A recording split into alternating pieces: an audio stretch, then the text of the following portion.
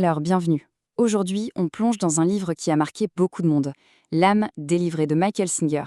C'est un peu comme une feuille de route, vous voyez, pour comprendre cette petite voix qu'on a tous dans la tête et, qui sait, peut-être trouver un peu plus de paix.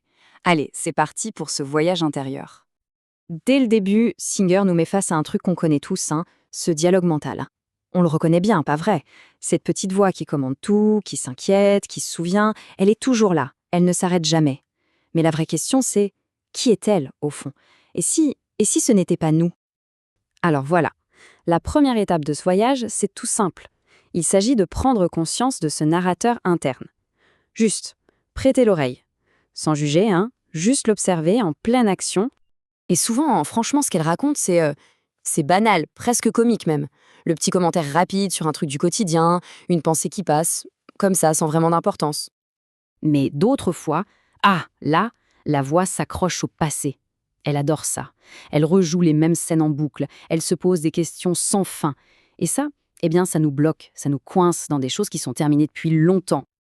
Et puis, il y a sa grande spécialité, l'angoisse. C'est une pro pour imaginer le pire. Elle construit des scénarios catastrophes, elle nous fait peur, elle nous stresse, tout ça à partir de simples suppositions. Elle nous fait souffrir pour des choses qui ne sont même pas encore arrivées. Et là, le livre utilise une métaphore qui est juste géniale. Le colocataire intérieur. Imaginez un peu, vivre 24 heures sur 24 avec quelqu'un qui n'arrête jamais de parler, de critiquer, de douter. C'est exactement ce qui se passe dans notre tête. Et le pire, c'est qu'on finit par s'habituer à ce coloc au point de ne même plus remarquer le bruit de fond constant. Et c'est là que tout bascule. C'est elle la prise de conscience clé du livre. Si on peut entendre cette voix parler, si on en est conscient, alors qui est celui qui écoute? Ce tout petit pas en arrière, ça change absolument tout. On n'est pas la voix, on est la conscience qui l'entend. Bon, ça nous amène tout droit à la grande question, le cœur du livre. Si on n'est pas cette voix, alors on est qui, au juste? Qui suis-je? Voilà, la question des questions. Mais attention, ce n'est pas un truc intellectuel, c'est une vraie enquête intérieure. Si on enlève le nom, le travail, tous les rôles qu'on joue, qu'est-ce qui reste? Qui fait l'expérience de tout ça? Et on peut creuser encore plus loin. Qui voit quand on voit? Qui entend quand on entend? On commence à sentir qu'il y a un centre, une sorte de conscience pure qui est là, derrière, et qui perçoit absolument tout. Le monde, les émotions et même les pensées. Et là, la distinction devient super claire. D'un côté, il y a la voix. Elle change tout le temps, elle réagit à tout. C'est un peu comme des nuages qui passent dans le ciel. Et de l'autre, il y a la conscience, le soi. Et ça, c'est le ciel lui-même, stable, toujours là, silencieux. C'est le fond sur lequel tout le reste se déroule.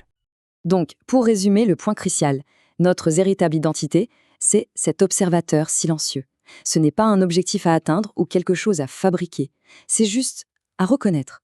C'est ce qui est déjà là, en ce moment même, en train d'observer tranquillement tout le spectacle de la vie. Ok, maintenant qu'on a posé les bases, on passe au côté pratique. Parce que c'est bien beau d'être un observateur silencieux, mais comment on fait avec la douleur, les émotions qui viennent perturber tout ça? Ici, Singer nous sort une autre image, très parlante, les épines intérieures. Pensez-y, ce sont des blessures du passé, de l'énergie douloureuse qui est restée coincée à l'intérieur. Et dès que la vie vient toucher l'une de ces épines, même tout doucement, bam! La réaction est énorme, complètement disproportionnée par rapport à ce qui vient de se passer. Et qu'est-ce qu'on fait? Instinctivement, on construit toute notre vie autour de ces épines pour être sûr que personne ne les touche. On évite certaines situations, certaines personnes, mais sans s'en rendre compte, on laisse la douleur du passé prendre les commandes. C'est elle qui décide pour nous. Heureusement, il y a une autre solution. Le livre propose une méthode en plusieurs étapes. D'abord, on remarque quand l'épine est touchée. Ensuite, au lieu de se crisper, on essaie de se détendre, de respirer dans la sensation. Puis, on laisse l'énergie passer. Sans résister, on la laisse simplement nous traverser. Oui, ce n'est pas agréable sur le moment, mais c'est la seule façon de vraiment retirer l'épine, au lieu de passer son temps à construire des murs autour. Et quand on commence à faire ça, à retirer ces épines une par une, quelque chose d'incroyable se passe. Une nouvelle perspective s'ouvre, celle d'une vie sans tous ces murs qu'on a passé tant de temps à construire. On parle souvent de la zone de confort, mais le livre la décrit plutôt comme une cage. Une cage qu'on s'est construite soi-même, brique par brique, avec nos peurs. Et pourquoi on a construit ces murs? Pour protéger nos fameuses épines.